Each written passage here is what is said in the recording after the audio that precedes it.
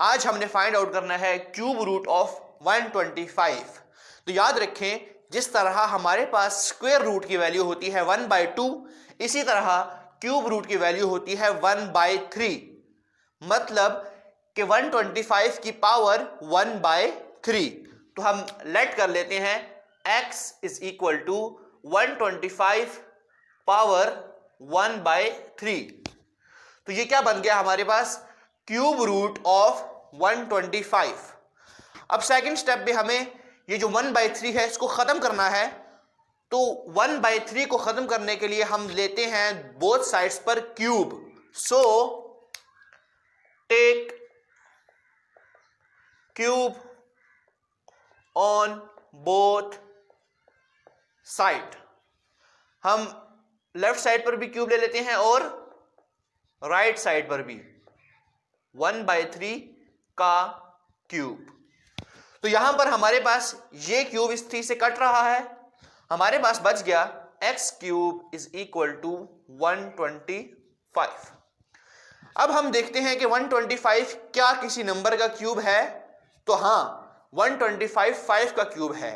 5 5s are 25 and 25 5s are 125। तो x cube is equal to 5 cube.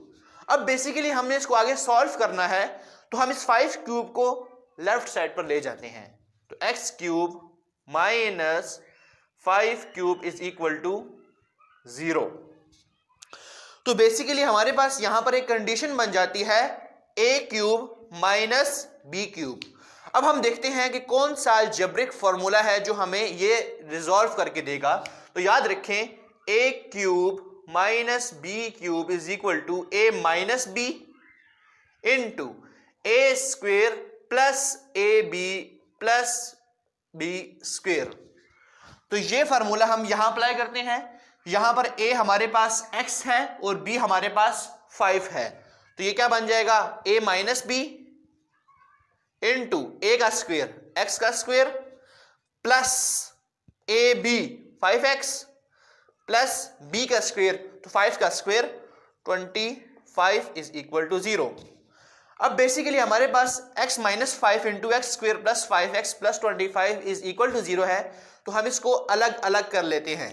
मतलब x minus 5 equals to 0 and जो दूसरी equation है x square plus 5x plus 25 equal to 0। यहां पर हम x की वैल्यू फाइंड आउट कर लेते हैं।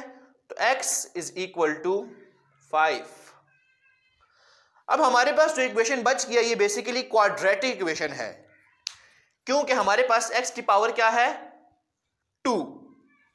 अब क्वाड्रेटिक इक्वेशन को सॉल्व करने के लिए हमारे पास सबसे पहला जो सॉल्विंग तरीका है वो है कि हम इसके फैक्टर्स फाइंड आउट करें। लेकिन जब मैंने इसके फैक्टर्स चेक किए तो इसके फैक्टर्स नहीं बनते। तो सेकंड हमारे पास तरीका है कि हम इस पर क्वाड्रेटिक फार्मूला अप्लाई करें। क्वाड्रेटिक फार्मूला लगाने से पहले हम इसको कंपेयर करते हैं क्वाड्रेटिक इक्वेशन से। So compare with quadratic equation. तो क्वाड्रेटिक इक्वेशन हमारे पास क्या होती है? A x square plus b x plus c is equal to 0। जैसे हमारे पास यहां पर एक्स स्क्वेयर के साथ a है, यहां पर एक्स स्क्वेयर के साथ 1 है। So a is equal to the 1। यहां पर x के साथ b है, इसी तरह x के साथ यहां पर 5 है। So b is equal to the 5। हमारे पास यहां c है और यहां पर प्लस 25 है। So c is equal to the 25। अब हम क्वाड्रेटिक फार्मूला अप्लाई कर लेते हैं। क्वाड्रेटिक फार्मूला हमारे पास है x is equal to minus B plus minus under root B square minus 4ac divided by 2a। हम इसमें वैल्यूज पुट कर लेते हैं। x is equal to minus b हमारे पास क्या है? 5 plus minus under root b square, तो 5 का स्क्वेयर माइनस 4, a क्या है? तो a1 और c क्या है? 25 divided by 2a। a is 1। अब हम इसको सॉल्व कर लेते हैं। x इज इक्वल टू -5 इसी तरह प्लस माइनस अंडर रूट 5 का square 25 minus 4 1s are 4 and 4 into 25 100 divided by 2 1s are 2। अब हमारे पास x is equal to -5 plus minus under root 25 minus 100, तो साइन हमेशा बड़ी रकम का लगता है, तो साइन क्या आएगा माइनस एंड 75 डिवाइडेड बाय 2। अब बेसिकली हमारे पास जो कंडीशन बन गई है, हमारे पास अंडर रूट के अंदर आ गया है 75, तो हम 3 2s are and 5s are 5 5s are and 5 1s are, तो हमारे पास क्या फैक्टर्स बन गए 5 स्क्वायर इंटू 3, मतलब हमारे पास जो 75 नंबर आया वो किसकी इक्वल है 5 का स्क्वायर इंटू 3।